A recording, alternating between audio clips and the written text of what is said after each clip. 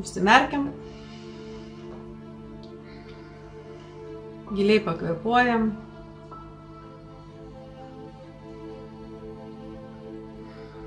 Ir susitinkam visi besąlyginės meilės lygmenyje.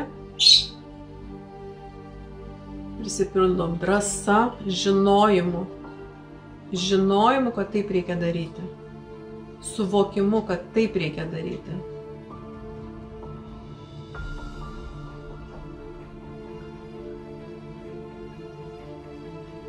Susitinkam visi kvantinėme rate, susikabinam rankomis. Sustiprinam energijos srautą, kad visa praktika būtų dar labiau efektyvi.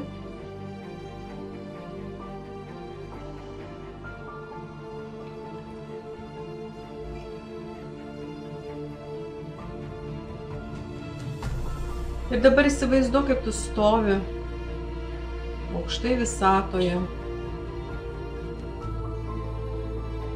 ant planetos, kaip mažasis princas. Tu turi savo planetą, tu viską žinai, kas ten joje yra. Apsidairyk aplinkui, jeigu matai, jeigu nematai, tiesiog žinok, kad tu esi dabar savo planetoj. Viskas yra aišku, vienoj pusėje yra, kairiai pusėje tas, dešiniai pusėje tas. Tau nereikia dairytis, tau nereikia matyti, tu žinai, kur kas yra.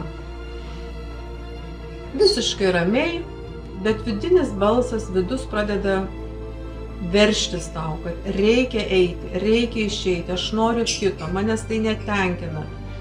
Manęs netenkina toks atlyginimas, manęs netenkina toks gyvenimas.